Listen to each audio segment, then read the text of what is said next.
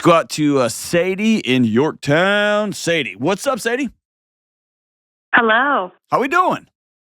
I'm good. How are you? We are rocking on to the break of dawn, Sadie. Having a party. Oh yeah. Oh yeah. What's up? Um, so first of all, thank you for taking my call. Of course. I've had a pretty hard year.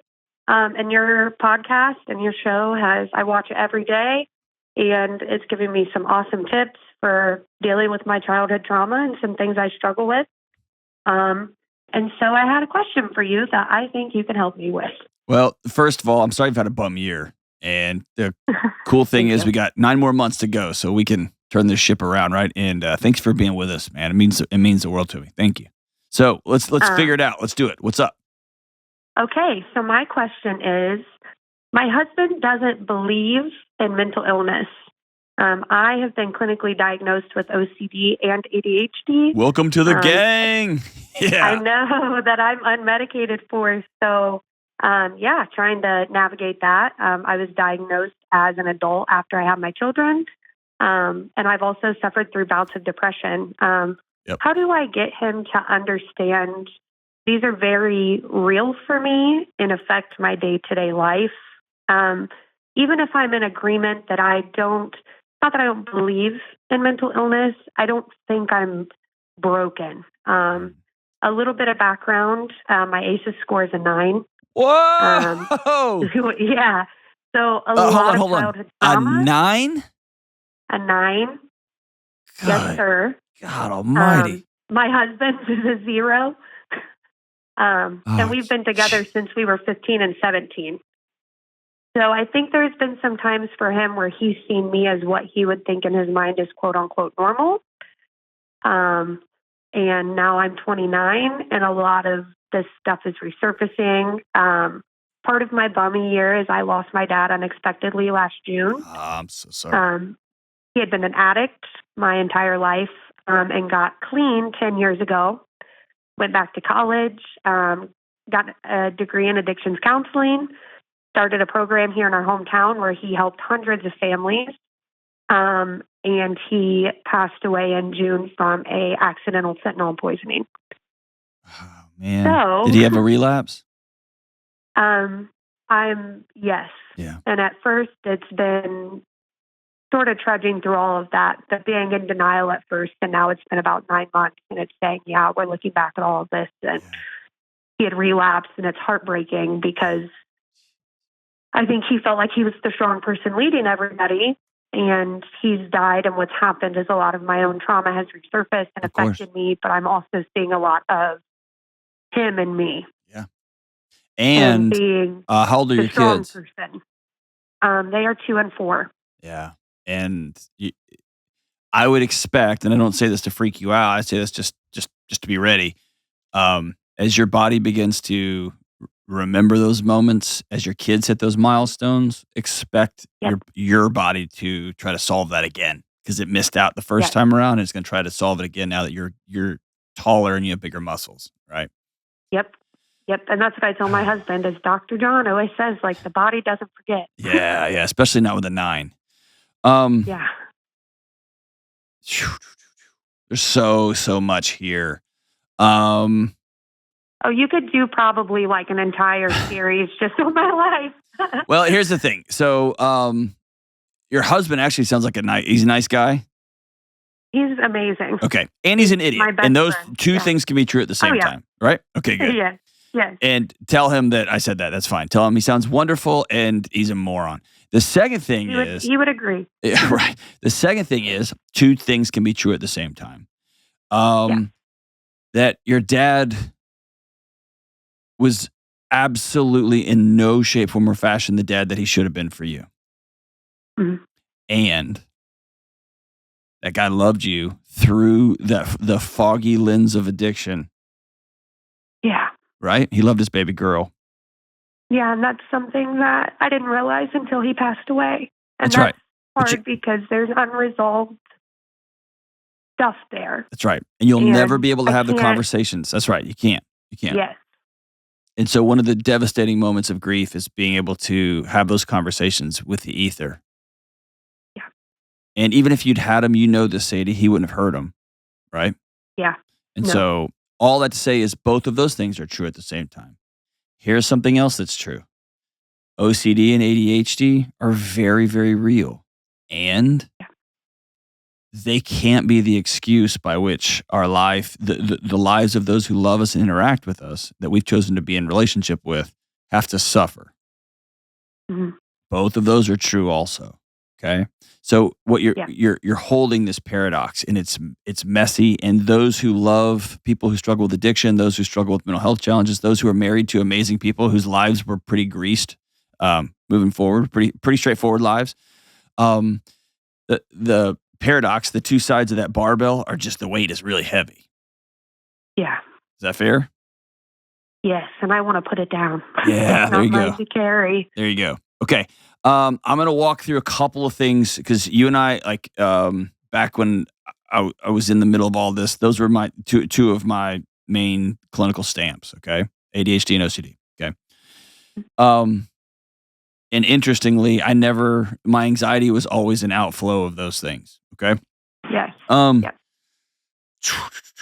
if you use, and I'm speaking to you and I'm also talking to the audience. Okay. So you may say Yep. that's not me at all. This is what I'm saying, but Okay. I'm speaking generally. If you use ADHD and OCD as excuses for not being a present or direct or connected spouse, your husband's going to have to go to war with ADHD and OCD. Yeah. Because some people, when things are uncomfortable or they're ugly or they're not the way they should be, they go to war with reality. It's how 1 million people plus died of COVID, and you still have people saying, "That's not real. That was not." Was the response sideways? Of course. Was there all the nonsense with vaccines and masks? Yes. But was COVID super real? Yes. Right? Yeah. And Sure. a whole swath of our country didn't want to believe that. So they just went to war with reality. Yeah. If I'm married to someone who I love deeply and I've been with her for half of her life or more, and then she tells me there's this thing that keeps her from being on time, from paying attention to me, to being able to put her phone down, to staying connected, to want to be intimate, I have to go to war against those things because I can't go to war against her because I love her too much. Mhm. And so it does injustice to ADHD and OCD. It does injustice to the marriage. It does injustice to the people you love. And it does injustice to you to use those things as excuses. And so you've heard me say this a lot. Those are simply a context, not an excuse. Sure. They're just like I wear sunglasses and the world looks dark. It's not dark. The sun's shining. It just looks darker to me. So I have to be okay with that. I have to just know that's just the way I see the world and experience the world. Mhm. The second thing is when you have OCD and ADHD, especially, we often want to make a show of it. Okay. So here's an example in my house. I check the locks 3 or 4 times before I go to bed. Mhm. I could make a big announcement. I have for 30 years. I have forever. I could make a huge announcement. Well, my OCD is making me get up and go to, I just don't. I just say, I'll be right back. Or I just say, I'm going to run to the basement real quick. And I'm pretty sure my wife knows what I'm doing, but maybe she has no idea. And maybe after all these years, she doesn't know. I'm not making an announcement about it. I'm just going along with the things that I got going on. When my mind is looping and racing and I'm having the same conversation, the same fight, the same loop-de-loop-de-loop-de-loop, and I know you know what I'm talking about with that. Oh, yeah. I don't announce to the house, my OCD is real bad right now. I've taken ownership of it and say, I'm choosing to engage in these strange one-sided conversations that I would never have in real life. Right. And so I'm trying to communicate ownership, but I don't go around the house making proclamations about these things. Mhm. Also, it's my responsibility. It's our responsibility. It's your responsibility. Whether therapy, exercise and nutrition, whether medication, it's our responsibility to do the work way upstream so that the people we love and who interact with us aren't left trying to hold together the frayed edges of the tapestry of our relationship. Yeah. Does that make sense? Yes. So when you have OCD and ADHD, what are a couple of things that drive your husband bananas? I wouldn't say it really drives him crazy. I guess that I would say since my dad passed, I would describe it as like a flare up, like the anxiety. So he wants me to come to him and just say, like, tell me when you're feeling something because I was raised in a house where I wasn't heard. So I internalize a lot. Hmm. I'm at an age and a point in my marriage. We've been married almost 7 years where my dad died and I didn't realize all these things before Hmm. that are not flaws in me necessarily, but just it's things like hiding. Like when I was little, I would physically hide a lot. Yep.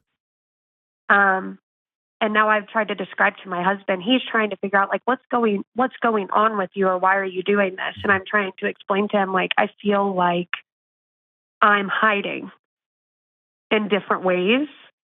So what's a way? So you know that you're someone who retreats. What is a way that Yeah. you and him that you can stop keeping secrets? For someone with an ACEs score of a 9, secrets will kill you. Yeah. And secrets will, and I'm thinking secrets, secret actions, secret crushes, secret thoughts, secret, hey, I had 2 more drinks last night than you know about, like secrets across the board. Yeah. And he's gonna feel like, and again, in the same way that I would tell him if he was on the phone, don't tell her how to feel, right? He's gonna feel like he is not enough of a husband. He's not trustworthy enough. He's not safe enough for his wife to feel safe with him. Yes. And that's mainly why I called in because he is so amazing and he takes on the brunt of that. And it's me trying to explain to him, not using it as an excuse necessarily, but I want to undo these things as well.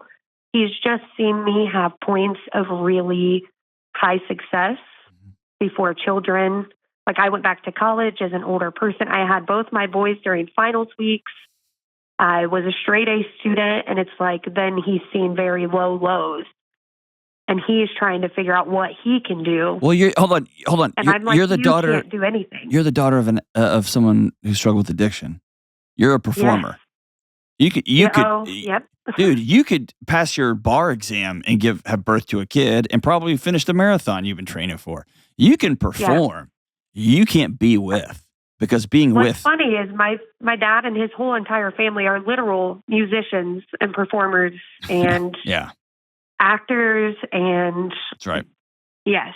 So you can perform all day, and for someone like your husband, that performance looks like accomplishment. It's not for you. It's defense. Yeah. Yes. And it's so pretend. That's right. And it drives me crazy. Well, you've got to stop declaring civil war with Sadie. Yeah. You don't have things to undo. When you talk about undoing, think about a knot in a rope and you're pulling so hard to try to undo that knot. Your job is to make peace. Open your hands up. There's a knot in the rope. We're moving on down the rope. We're moving on down. You cannot undo the abuse that happened to you as a kid. You can't unwind that. You can't unwind the things that your dad should have freaking said to you, to his baby girl that he never said. And the more energy you spend trying to unknot things that can't be undone, your kids, your husband, everybody sees you flexing and pulling and pulling and flexing, and they don't know what it is. And so they're going to create stories that it's their fault. Yeah. Or that their mom's nuts. Yeah. And that's what hurts me because I do want to let go. Okay. I don't know how. So let me tell you, there is one way, and it's the most annoying answer I could possibly give you. And as of someone who struggles in very similar areas as you, I hate to tell you this, okay? Okay. You have to come up with a way, a language between you and your husband that you can have some level of vulnerability. And it's going to be something that you have to practice. Yeah. Whether that's a spiral notebook that y'all share because you can't say it out loud, you're just gonna write it down. Whether that's a weekly meeting that you have typed out that you hand him across a table and he reads it. And it could be everything from, I wanted to hide when you came home hot from work the other day. We've been having sex like this and I don't like it anymore.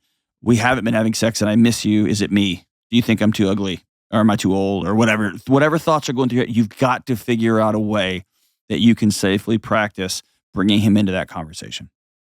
Yeah. And my promise to you is it's going to feel like like you're standing naked on a street corner. Like you're so exposed that every nerve in your body is going to tell you, cover up, cover up, cover up. Yeah.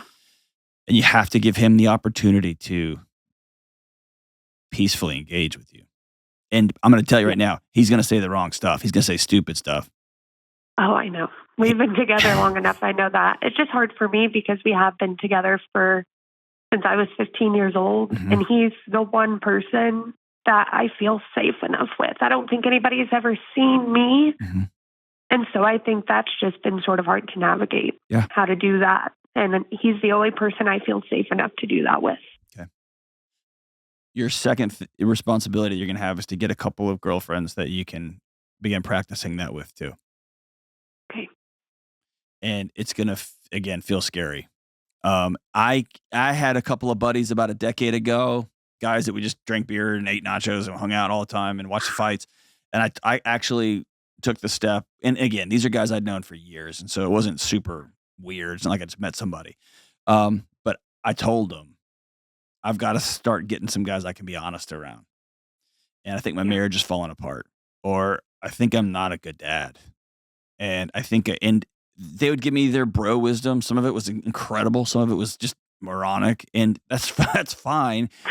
The important thing was not their wisdom, was not their insights.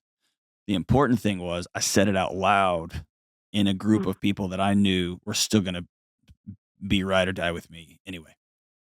Yeah. Right. And so that's the healing. What you have to here's the for the neuroscience nerds out there. Here's what we're doing. We're teaching our body that the things that got us killed as a kid are the things that are going to keep. We're teaching our body that we're safe now.